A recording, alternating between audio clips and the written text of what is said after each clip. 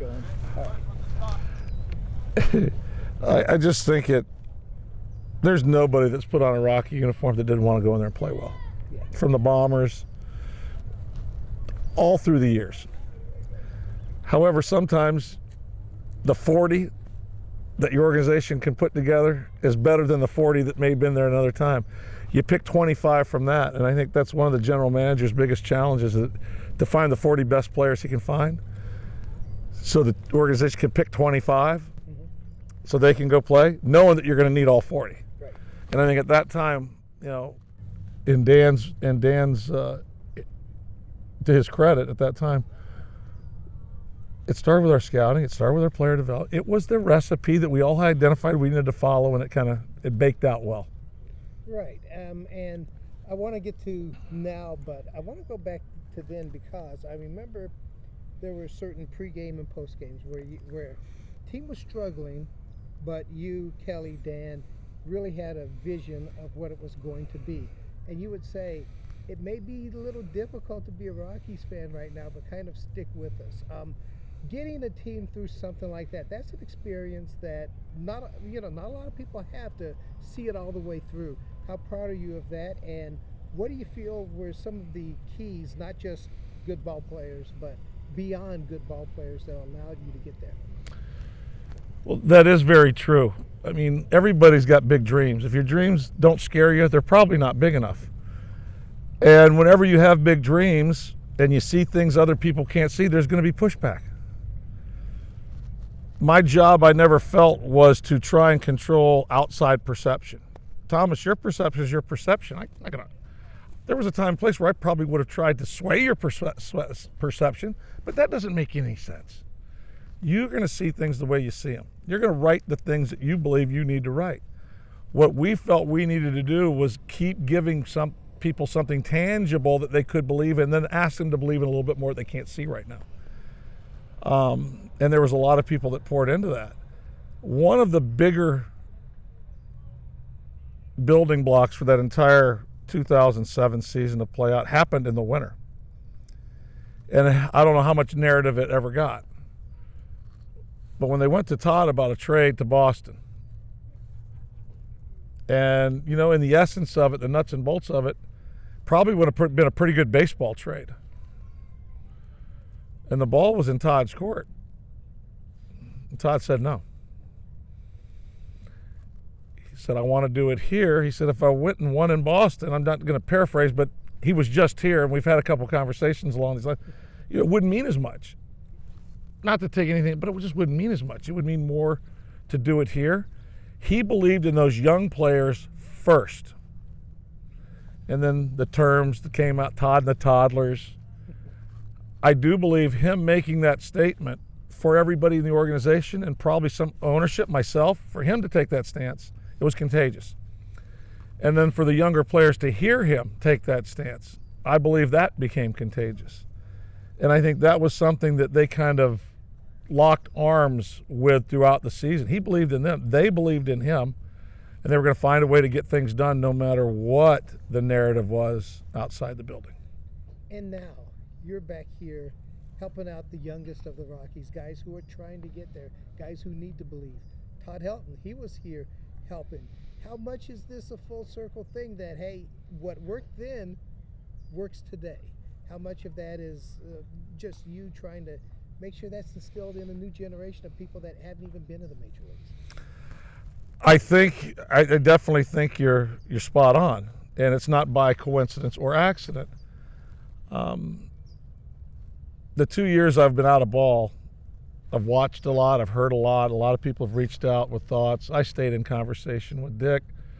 I've stayed in conversation with Dick for 14 years. I mean, we never separated, really. And truthfully, there's a part of me that's always been purple. I think Danny Montgomery said it best when I finally came back. It was official. He goes, I don't know where you've been, but about time you got home.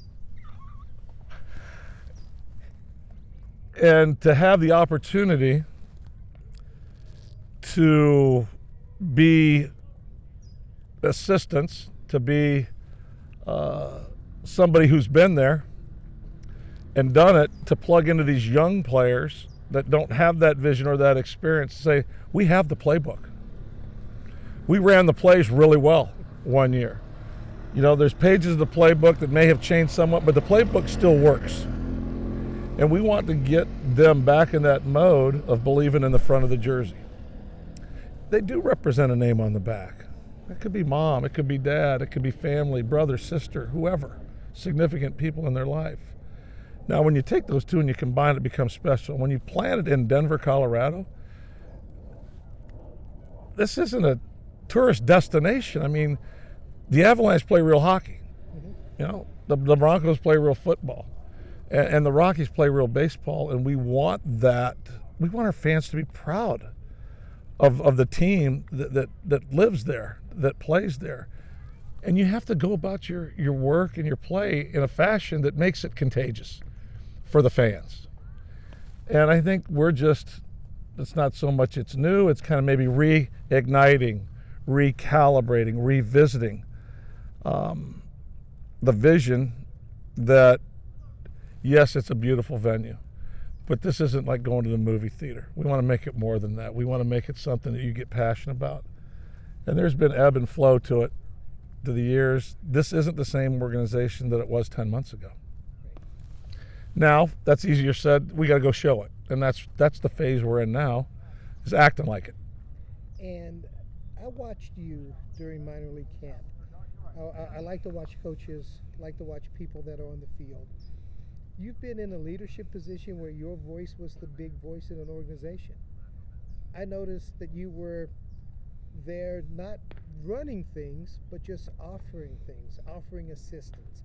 How important is it to realize that you are a helper now? You are offering assistance. You're a servant type leader where your voice isn't the biggest there. Is that an adjustment, or is that just, I believe in what I'm doing and it's not an adjustment? It's absolutely an adjustment in what I had been doing for 17 years. However, that ended quite abruptly and quickly when I went back in my own house and lived for 2 years. With 2 teenagers, a wife, and 2 dogs, with Carla, Maddie, Christian, my daughter Ashley in and out of my life, together. So that family thing, they didn't need a big voice anymore. So I got some practice. And I've really felt comfortable, in Kelly's term for the day, you're a servant leader first. You're always going to be a servant leader first. And as we talk through this role with Dick, as I talk through the role with Bill Schmidt, Bill made it very clear he wants me here. Dick made it very clear he wants me here, and this is where they want me here. Buddy Black and his staff, they're good Major League staff. They're good Major League people. The first focus needs to be on building that, reestablishing that foundation. And I feel very comfortable and confident in my abilities not to lead from the side, to lead from behind. I had a lot of time out front leading, and with that comes some good and some hard. And I'm in a position in life right now where I'm embracing the leading from the side, the leading from the back. It's somebody else's time to lead out in front. And you can still impact, and you can still help make a difference. When the season does begin, the minor league, major league season, what is your role going to be? How much will we see you around the big club? How much will they see you around minor leagues? We will establish the directive once camp closes. We'll give everybody 2 weeks to settle their clubs in, to get in a rhythm and routine.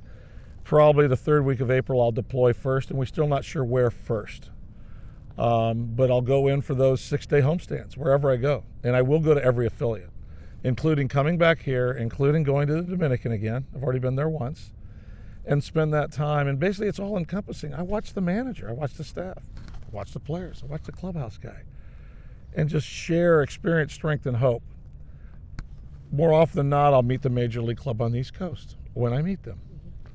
And there will be trips back to Denver that have already been talked about being scheduled to work and be a part of that leadership group.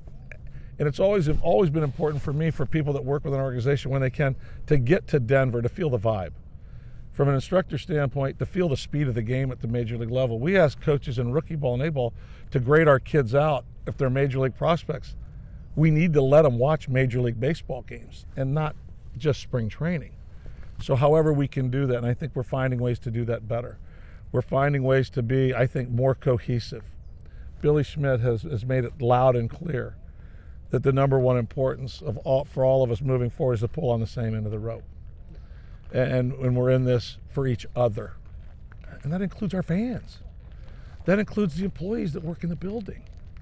And that includes, obviously, the players, but there's so many other people that the game impacts.